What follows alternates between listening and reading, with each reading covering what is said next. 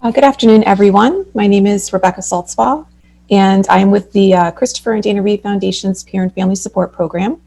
I would like to welcome everyone to today's webinar. We're going to discuss how to help peers succeed through goal setting and support systems. Thank you all for joining us. Before we begin, I would like to take just a moment to introduce you to our presenter today, Lauren Presutti.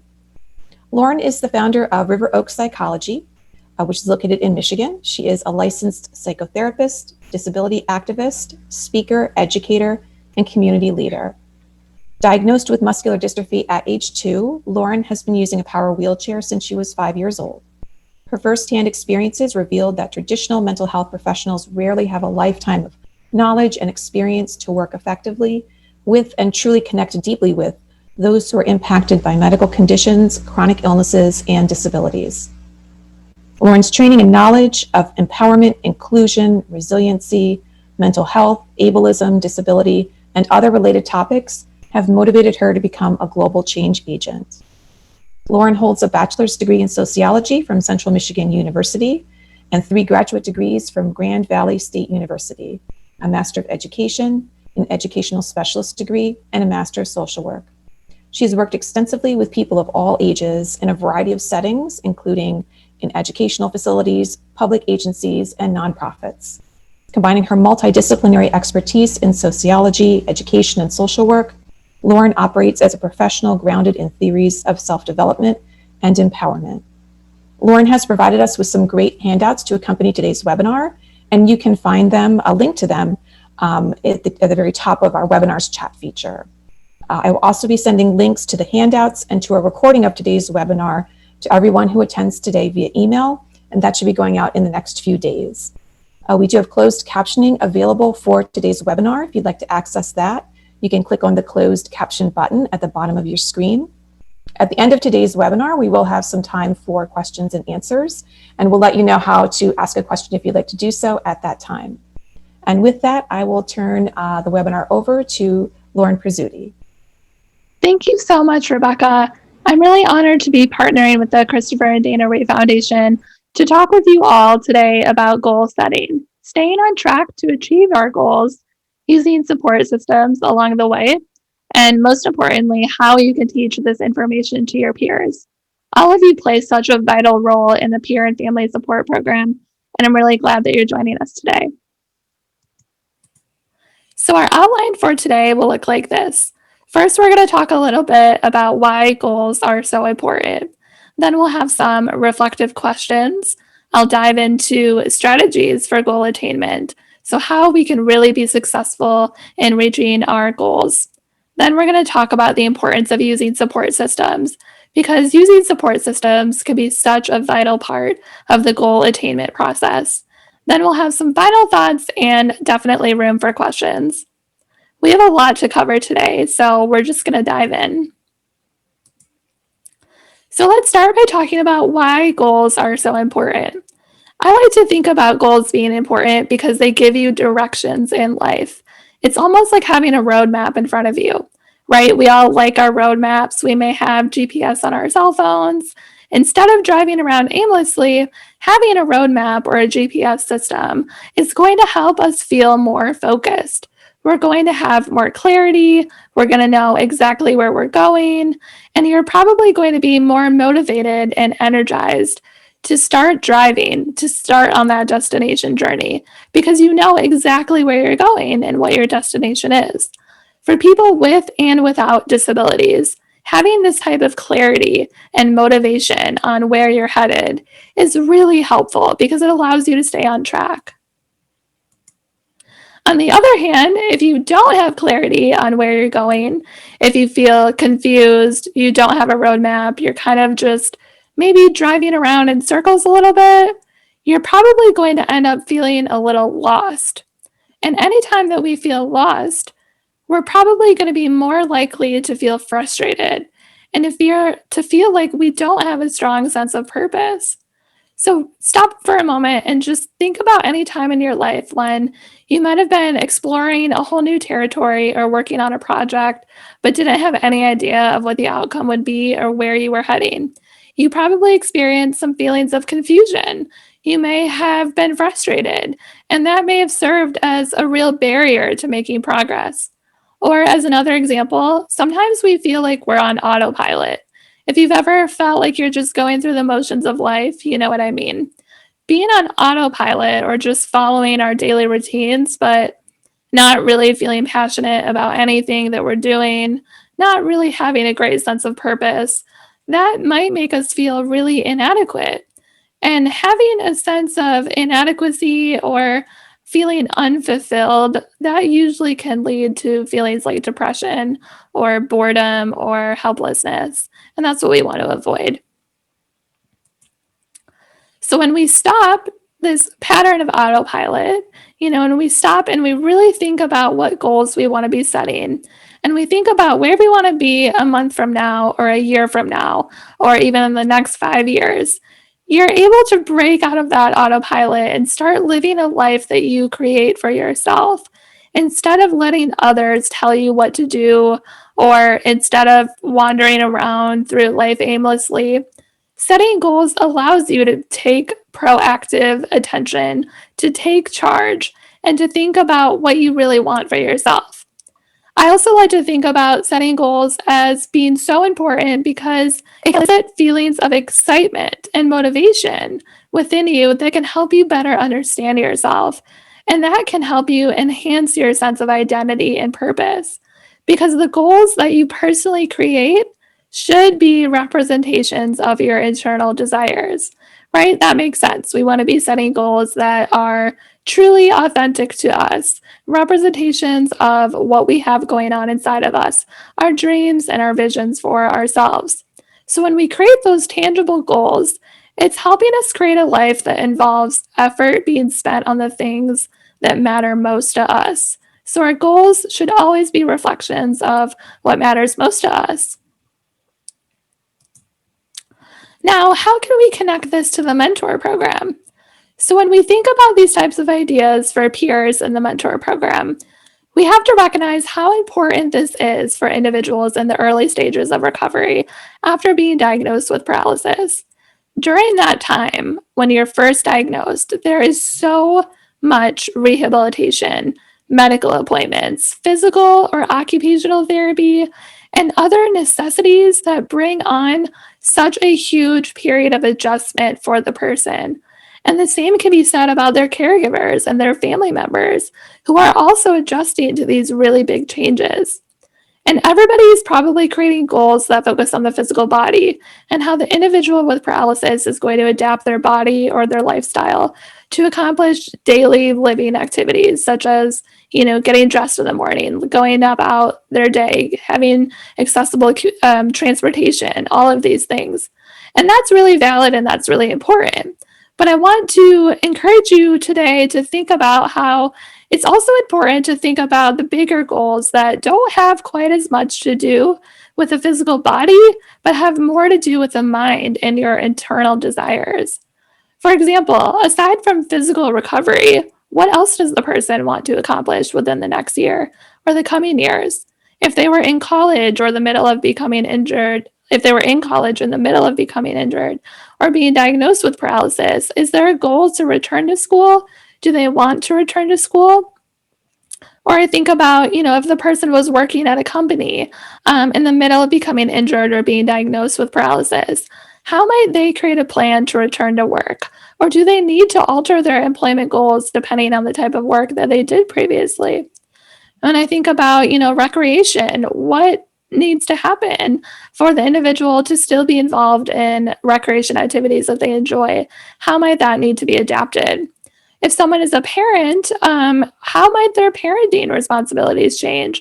If they're not able to get down on the floor and play with their kids as easily now that they're diagnosed with paralysis, what are some ways that we can adapt that? What are some ways that they can still have a very meaningful, fulfilling parenting role with their children, but maybe just look a little differently? How can that be adapted, or how might that change?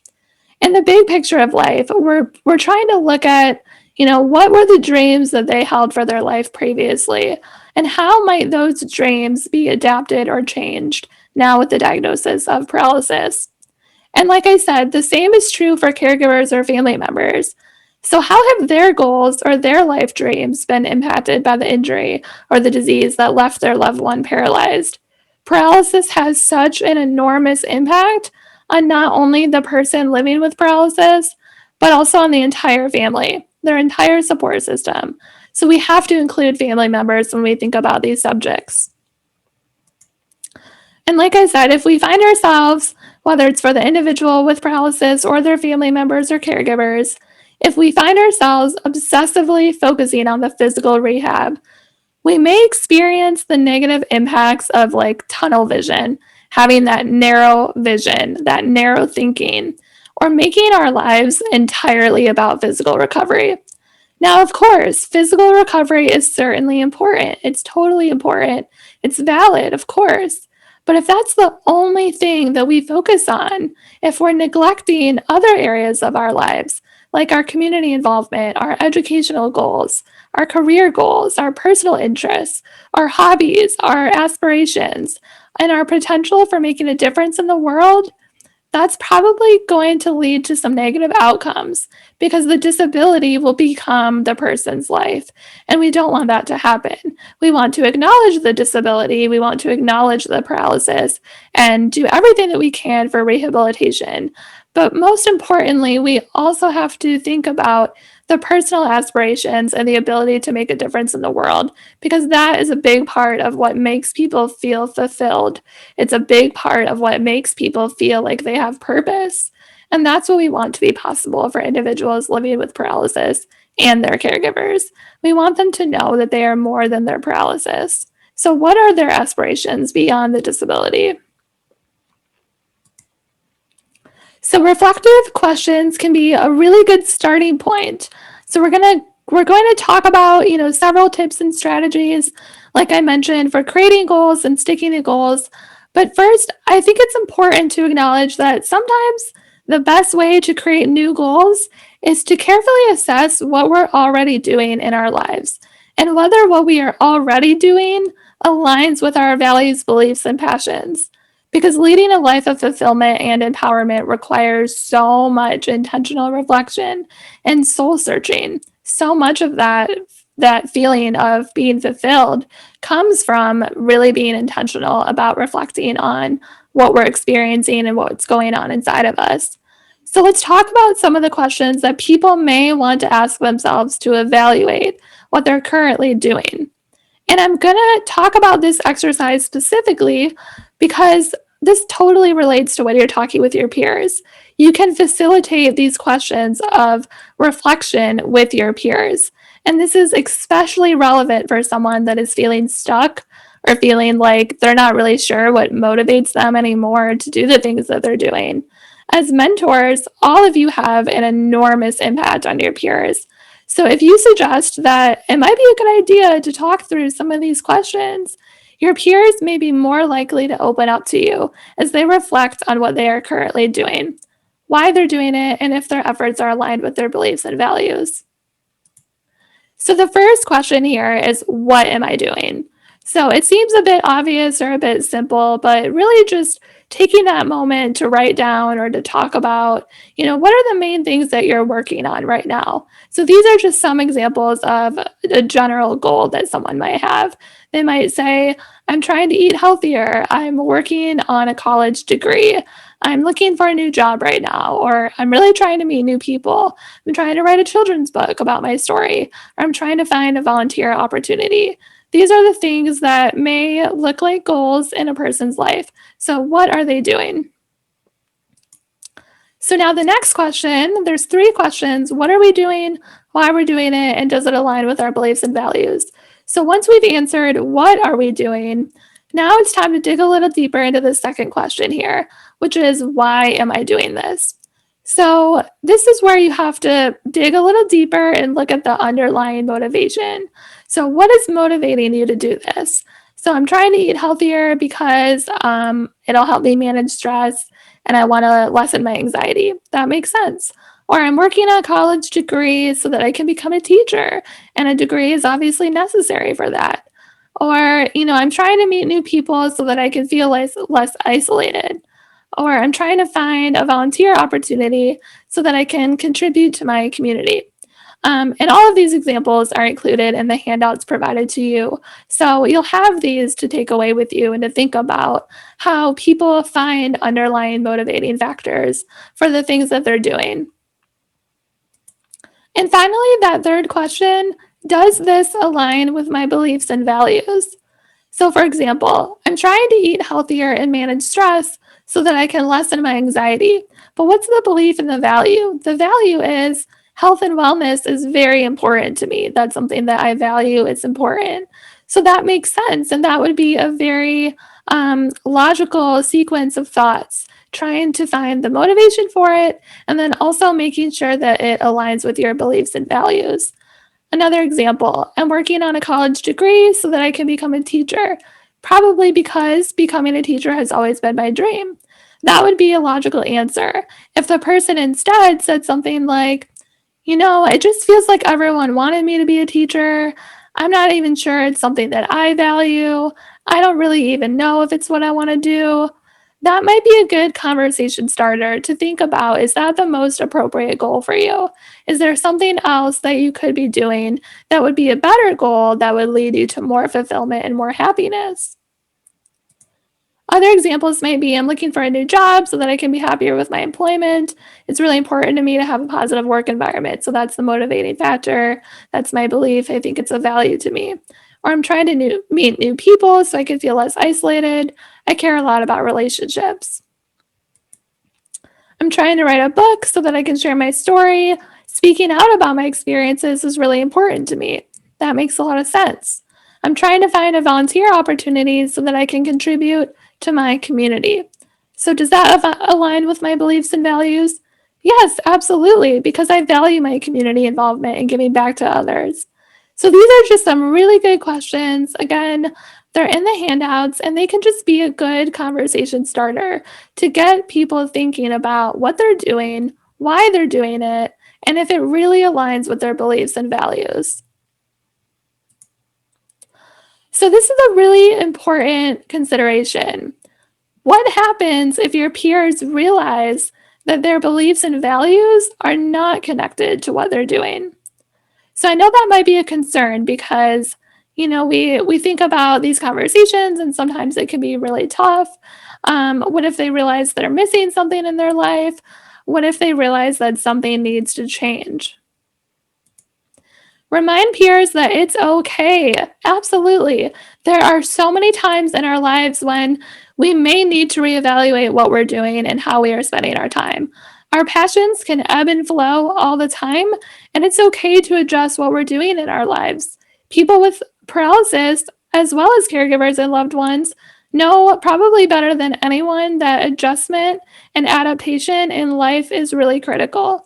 So if your peers realize through this reflection process that what they're currently doing is not working for them or that something's missing from their life, remind them that it's okay to make a change. It's okay to create new goals. That's actually really encouraged. That's what we want them to do.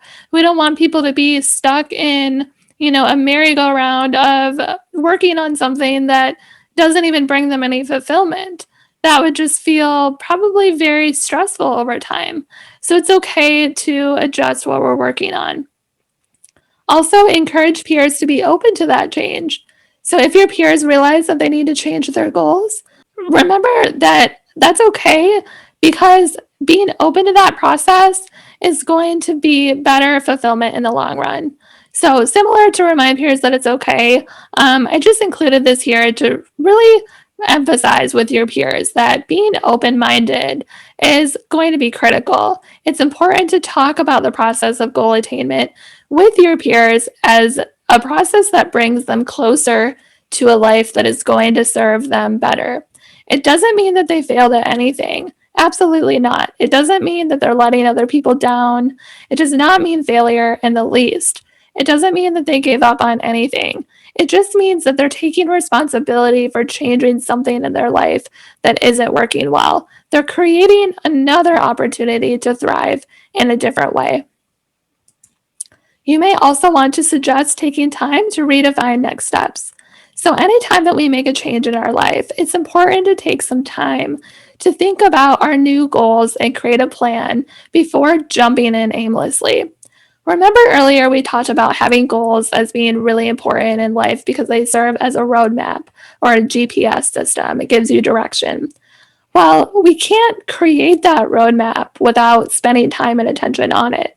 So we can't plan a route for ourselves without doing research first, without assessing our motivation, without reflecting on a new vision. So remind your peers to give themselves enough time to say, okay, I need to step back. I need to research this. I need to think about this. I need to create my new goals responsibly and in a way that will keep them accountable to them before just jumping right in.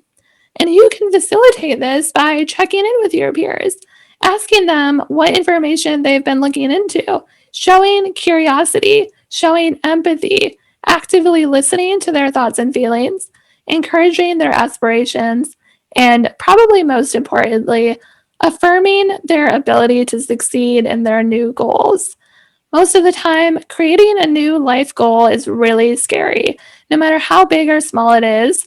A lot of us feel overwhelmed or intimidated when we create a new goal for ourselves, whether it's to go back to college, search for a new job, get healthier, volunteer more, practice our public speaking skills, learning a new hobby, whatever the case might be, whatever we want to improve on or achieve.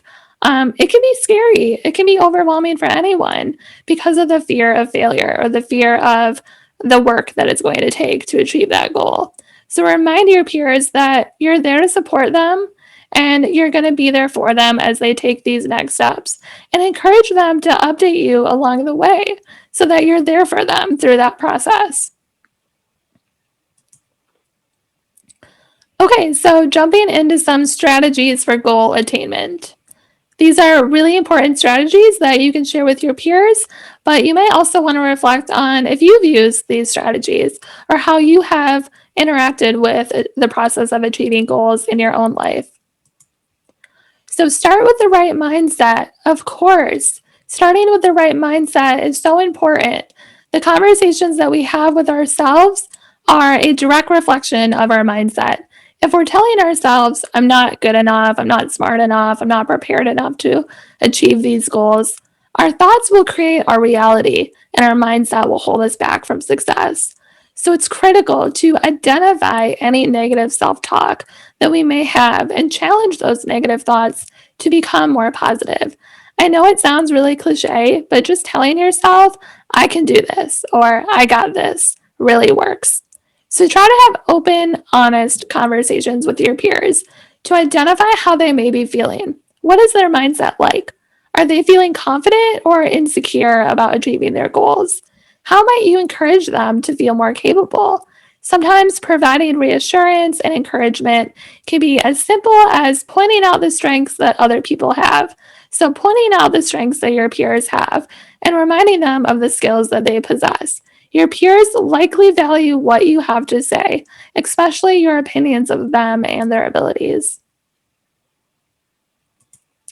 Create accountability. So when it comes to goal setting, accountability means being held responsible for the achievement of your goals.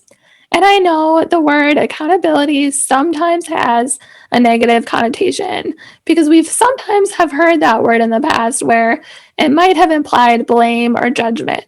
But I don't want you to look at the word that way.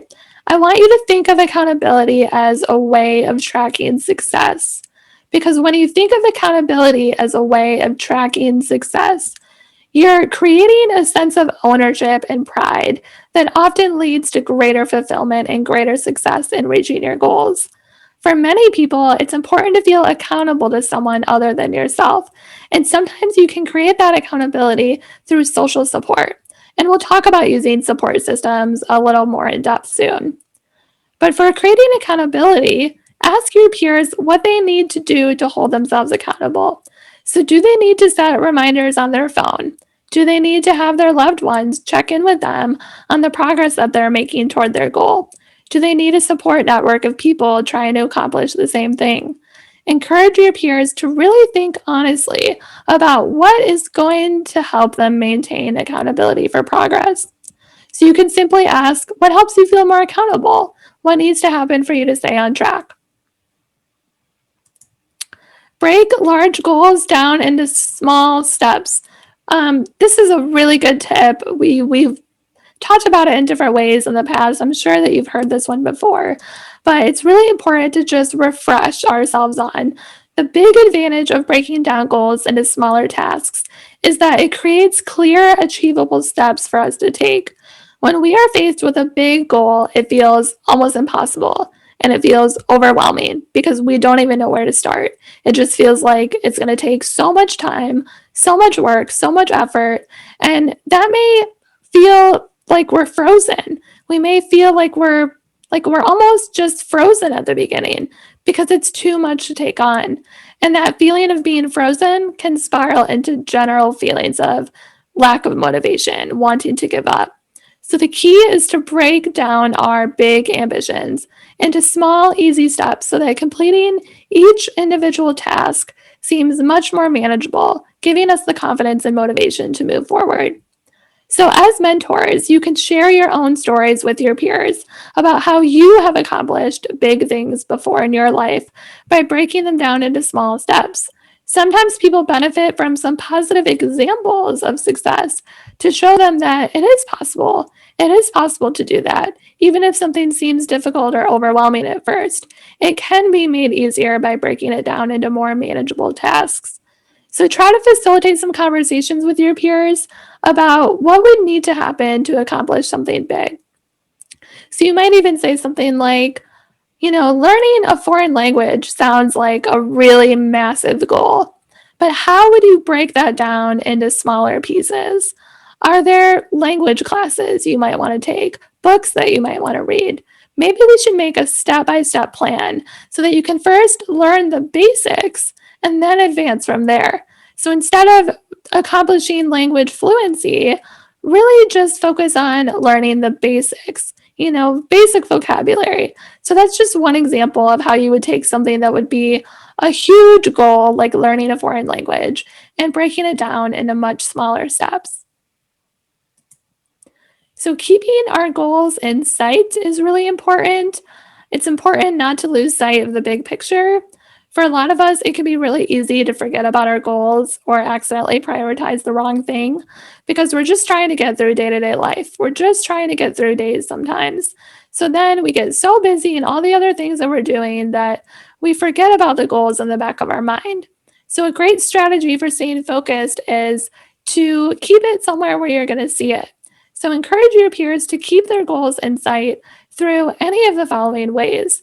Maybe you want to write your goal down on a large sticky note to put on your bedroom mirror or kitchen table. Maybe you want to create a vision board, so a visual representation of your goals. Maybe you want to try putting pictures on a poster board, keeping it somewhere that you see every day. You can also do this with an electronic collage of photos. Maybe you want to make a collage of photos that inspire you to get your goal accomplished and put it as your desktop wallpaper on your computer or set it as the wallpaper on your phone. I've done that a lot myself because we're always on our phones or we're always on our computers for work. So I've made different collages to represent different goals that I want to accomplish. And just seeing it as the wallpaper every day has helped me a lot.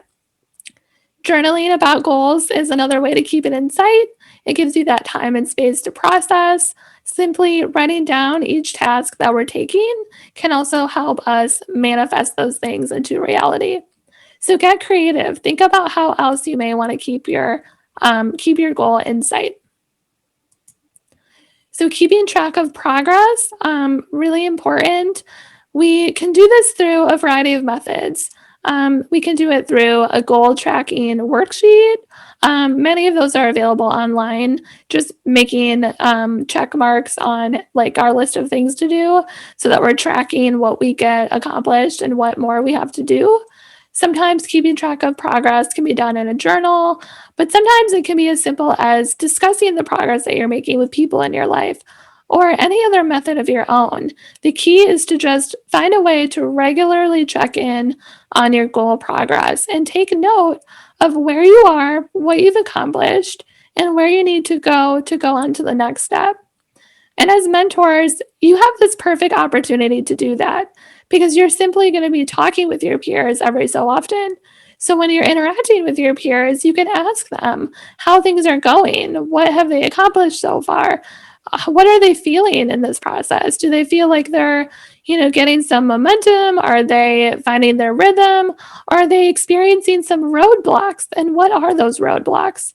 You may also want to encourage them to find a weekly time where they can self reflect on their own. So, in the same way that you're going to be asking those questions to them on how things are going, how they're feeling, what's going well, what's not going well, you should be encouraging them to also ask themselves those questions, to take it upon themselves to reflect throughout the process periodically.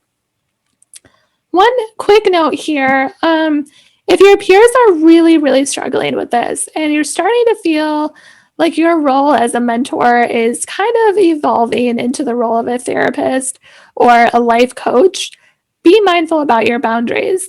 You don't want to put yourself in a situation where you feel responsible for the progress that your peers are making.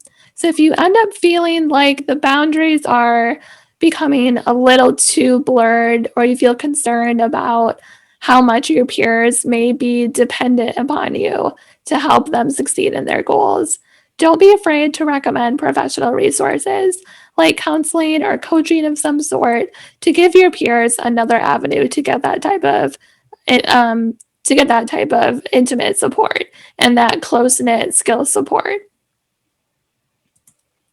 Celebrate every success. This is so important. It helps us keep momentum. For so many of us, we cannot expect ourselves to work steadily toward a goal without feeling any reward along the way. Because not only does that drain our energy and make us feel really deprived of fulfillment through the journey, but it also diminishes our motivation. So you might be under the impression that being a really hardworking person means that you just keep your nose to the grindstone and just work constantly all the time. But that's really not very successful. You do want to take breaks to celebrate your success. You do want to step back and acknowledge how far you've come throughout the journey. Because if you don't do that, you're going to get burned out. It's going to diminish your motivation. It might lead to limiting beliefs about your success, and it can skew your perception of what you're capable of. So we have to recognize the small moments of progress every step of the way. Celebrating our ability to cross things off our list, no matter how big or how small, is going to help us build confidence and commitment, making it easier for us to keep pushing forward to reach those bigger goals. So this could be as simple as asking your peers, how are you going to reward yourself when you make progress? What is one thing that you can do this week to celebrate your success? And lead by example. Again, as mentors, you can serve by example on all of these strategies. So you might want to think about how you celebrate your own success. Share stories with your peers and model taking pride in self-achievement. So lead by example for them. Another great strategy is to allow for some setbacks, but stay positive. Setbacks are unavoidable in life. We cannot possibly be an expert on everything. We cannot anticipate every possible circumstance. We cannot expect everything to run perfectly smoothly. Succeeding in important life goals acknowledges that we're not going to have it perfect every step of the way. Just acknowledging all of that is important. Allowing and even accepting that we are going to make some errors. We might have some mistakes. We might fall short on some aspects, or we might totally miss the mark on something. None of these things are excuses for giving up or feeling negative about ourselves. As cliche as it might be, positive thinking is going to help empower us to accept these setbacks throughout our journey and continue moving forward towards success. Positive thinking is really vital in this process. If we consistently think negatively, we're probably going to have a negative mindset. We're going to start feeling really down, and that might sabotage our entire process. So when you have a setback, think positively about it. Say, it's okay. I messed up today. I didn't get the stuff done that I wanted to do. It's okay. I didn't get it right the first time, but I know I can figure it out. So these are just some positive affirmations that you might say instead. One being, I didn't get it right the first time, but I know I can figure it out. Another positive self-affirming mantra might be, I'm not sure how to do it yet, but I'm smart and I'm capable of learning. Or you might say, this didn't work out this time, but I have another idea for how to move forward. Setbacks do not define me. They open my mind into new awareness. So reframe these failures from a negative thing to an opportunity to learn and adapt, as an opportunity to stay positive and keep going. Encourage your peers to practice gratitude through this as well. I think gratitude can be really helpful because you can reflect on a setback and say, now I know something that I didn't know before. This didn't work out the first time. I messed up, or I learned something that is going to be difficult, but what can you take away from that learning experience? What have you learned even about yourself that you can take away? And I think this strategy is really good for a lot of things that don't bring results immediately. For example, this is just, everyone's common New Year's resolution, right? Like lose weight, have a healthy diet. Everybody wants at some point or another to have immediate results when they think about nutrition, when they think about getting healthier, losing weight. I've even struggled with this myself. When I have a setback and I don't stick to my nutritious health plan, I think, oh my gosh, what's the point? I just totally messed up. I just had dessert. I just didn't eat any vegetables today. I just ordered a pizza, right? Like it just feels like maybe I should just give up. But I've learned in my life that thinking negatively like that is going to sabotage anything. Everything that moves forward is going to be harder if I keep thinking negative about it. So instead, I've learned to really say, okay, so I had a setback today, but that's okay. I learned something from this. I'm not perfect. I'm only human. I'm going to be positive about this. I'm going to learn how to continue moving forward and not sabotage future success.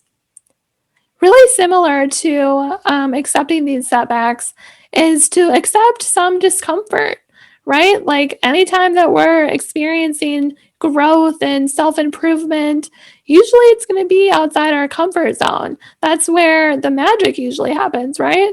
When you're not in your comfort zone. I know it can be really hard to think that way, but try to help your peers identify what is making them uncomfortable. So, is it the fear of failure? Is it worrying about what other people think? Is it being afraid to try new things? Encourage your peers to talk openly with you and their support systems about their discomfort, because you don't want to bury these feelings. If you bury these feelings inside, it's only going to create more discomfort because it's going to spiral and you're not going to be able to tolerate that distress. So, we do want to be mindful that there may be some discomfort through this process of goal setting. It may require some hard work, some feelings of setbacks, some, difficult new ways of coping, but that's okay. It's just part of the process. So try to help your peers with this by, talking about self-care, reminding them that it's okay to give themselves a day off from working on a goal. It's okay to take a break. They don't have to commit themselves to their goals every single day of the week. They don't have to have unrealistic pressure on themselves. The dread of doing something difficult and the constant fear of failure is not healthy for anyone. So, reminding your peers that they can take a break and that they can take care of themselves and tolerate this discomfort as best they can is going to be really valuable in the process. You want to let them know that they don't have to be superhuman. They can just be themselves and they can get through it one day at a time. And finally, the most important strategy for achieving your goals is to use support systems. So, this is really important, and I'm going to discuss it a little bit more in depth, but I will definitely have time for questions as well. But this is important because we all need people that we can talk to, people that we can learn from, people who can support us when we're feeling down in the moment, and people who can serve as our cheerleaders from start to finish when we set a goal for ourselves. Now, because your peers are participating in the peer and family support program, they've already taken a great step toward building a strong support system. But I want to encourage you to continue reminding your peers about the importance of talking with people about their challenges, about their feelings, and about their goals. Opening up to others and receiving support in return can be crucial for stress management and the attainment of goals. Because connecting with others who you trust helps you feel more validated, more capable, more resilient in times of stress, setback, or loss. Some friends can even help you identify when you're stressed or when you're taking on too many ambitions because they may notice your signs of burnout even before you notice them. People in your support system can also help you with getting information, giving advice, giving you guidance, assistance in times of uncertainty or any lack of direction. They really help you think through alternatives and solve problems. And they can distract from your fears of disappointments, your fears, your disappointments, and fear of failure. Having a strong support system is going to build you up and help you remain positive. Overall, I think the people in your support system should be capable of providing encouragement. The number one thing is just encouragement. Just having people that you feel encouraged by is going to be very helpful in your goal attainment process. So ask your peers, as mentors, start these conversations. How do you like to stay in touch with the people in your life? Do you have enough time to catch up with your family and friends? Are there people that you have been meaning to reach out to?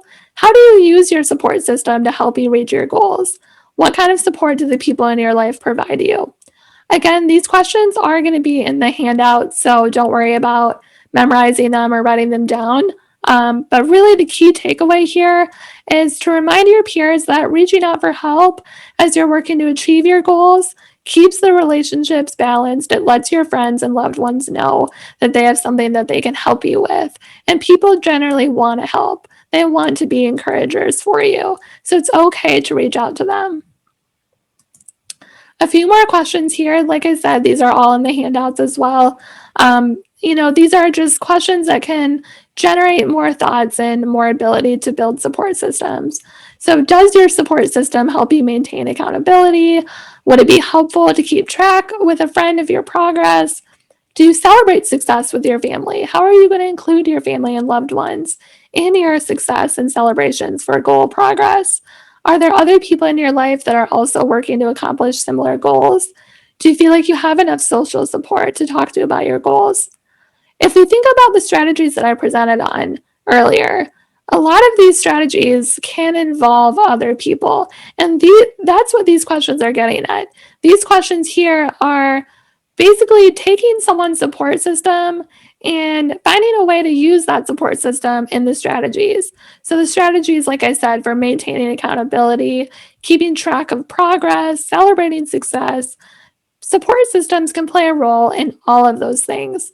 So it may be helpful for you to facilitate some conversations with your peers on how they can implement those strategies that I talked about with other people in the picture. And finally, I think it's really helpful to find the right people to help you achieve your goals. So there are 3 people that I'm going to present, and then we're going to have a time for questions. The first type of person is the expert. So I'm calling this person the person that knows a lot about what you're trying to accomplish. Because even when we feel confident about our big action plan, it can be really helpful to maintain courage and a sense of beginner's mind so that we have the ability to reach out for support from an expert. We don't want to assume that we know everything. We want to have that humility so that we can absorb information from people who have succeeded in what we're trying to accomplish. We're probably going to learn a lot from them that we probably wouldn't have thought of ourselves. If you're not able to find an expert on your goals in real life, you may find an expert online from someone who is blogging or sharing videos about their success in the goal that you're trying to accomplish. Thanks to technology, it's really easy to search online about how to accomplish certain goals, how to make things happen. So even if you don't have an expert in your own life that can help you with this specific goal, take advantage of what resources you might find online. Listen to the experts, be open to it, be open to what other people have to say. Next, it's really important to have a cheerleader in your life. So, this is the person that is always going to be there for you, that's always going to be there to remind you that you can do it. So, this person is especially useful for when we have a setback and we're trying to maintain a positive mindset, which I know can be really hard. It's important to have at least one person in our life who's going to be there to cheer us on. They don't necessarily need to be an expert on anything that has to do with your goal. They might not even understand your goal. They might not even know why you're trying to do it. But this is the type of person in your support system that will reassure you, that will encourage you. It's possible that as mentors, you may actually be this person for your peers. You may be that cheerleader that they need in their life, especially if they have a family that doesn't always validate them or doesn't always encourage them, or they have some tension in their family or their home life. You might be that cheerleader that they need. You might be that person that's going to unconditionally support you no matter what you're going through. So don't underestimate the power that you have in helping your peers feel supported and cheered on. And lastly, I think it's important to find your safe harbor. And this is actually a group of people. So we have the expert, we have the cheerleader, and then this third one is actually a group of people. And it's people that you can totally let your guard down with, knowing that you can share your thoughts, your setbacks, your fears, your observations, your opinions, and anything else on your mind without judgment. Having a safe group of people that will authentically listen to you and that will give you an outlet to vent about your troubles and celebrate your triumphs will be really, really good. That will help you feel heard. So I would encourage you to ask your peers, who are the people that they feel like they can really talk to, that they feel safe with? Who do they feel like they can trust with everything without getting lectured, without, feeling judged or anything? Who are the people that they can open up to and be honest with? It's important to mention that some people living with paralysis may find it difficult to open up to others and be vulnerable about things that they've gone through, like trauma. So remind your peers to not feel pressured to share any information about their past or about what their hardships are if they don't feel comfortable. The same is true for caregivers, family members, and friends. It's important to encourage your peers to find social support, but remind them to go at their own pace. Sometimes trusting others takes time and patience. Final thoughts: it's okay not to know all the answers.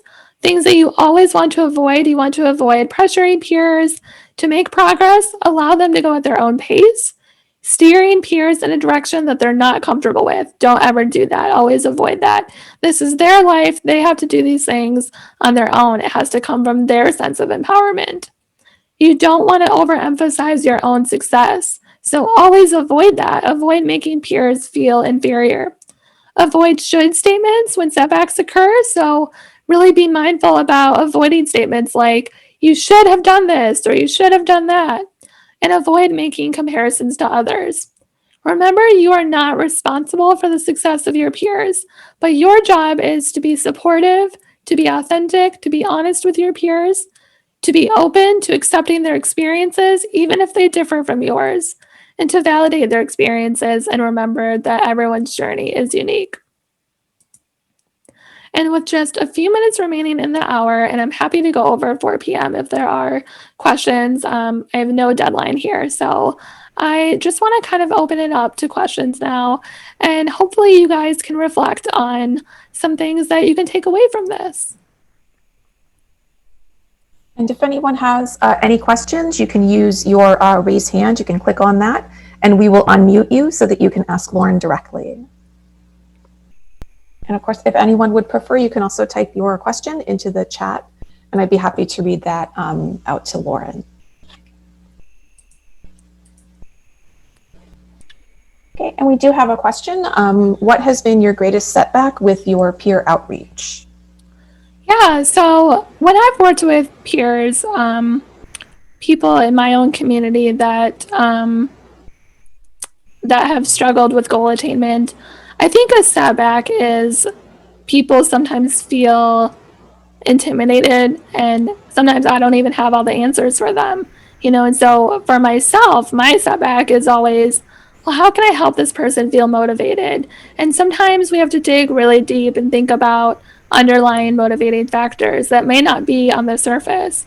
So in my mind, I always just want to help someone as quickly as possible, but I've really noticed that I have to slow down, and I have to sometimes let my own peers get to the answers on their own. So, as mentors, you might be speaking with your peers and you might say, well, what do you want to accomplish this year? What is your goal for this coming year? What are your New Year's resolutions? Or where do you want to be in a few years from now?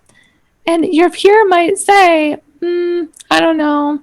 I just have no idea. I don't know. And that can feel like you're not helping. And for me, when I've received those types of responses, I've struggled to feel like, oh, I guess I'm not really helping them. But I want to challenge you to reframe that and tell yourself that you are helping, because even if your peers don't have a clear answer for what they want their goals to be, you're still planting a seed in their mind.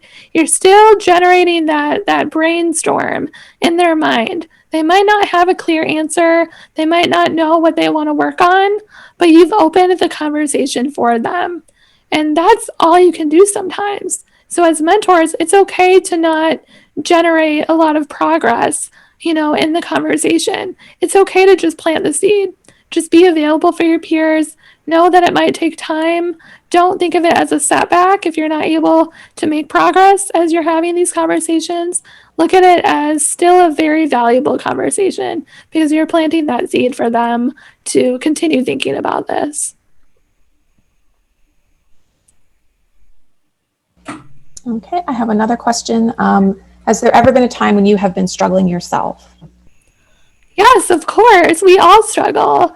I've certainly struggled with goals in my life. Going through college as a wheelchair user, finding caregivers. I'm still struggling with that. It's a pandemic. I've been struggling to find caregivers to reach my independent goals.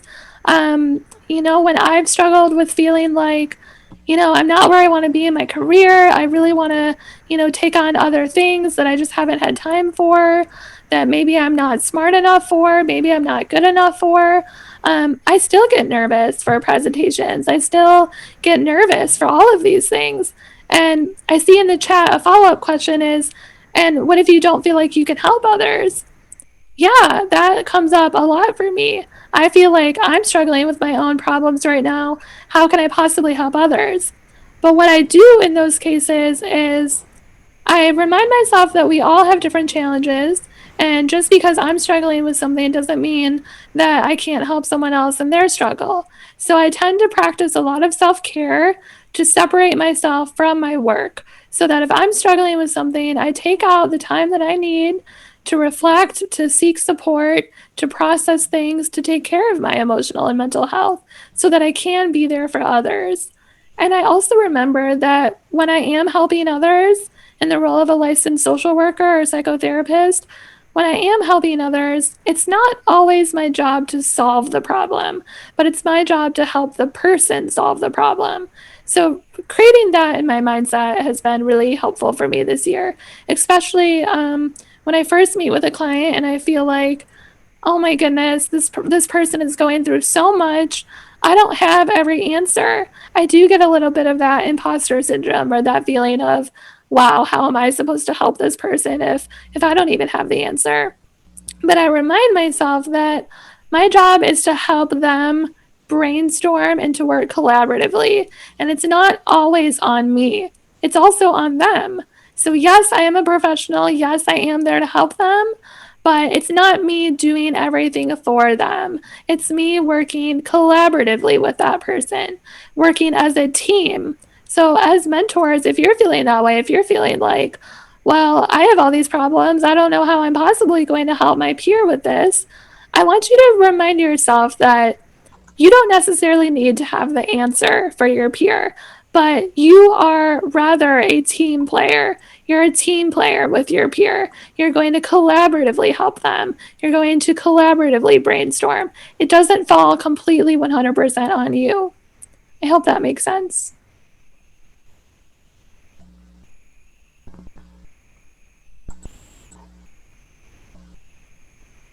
Okay, and did we have any other questions from our audience at this time?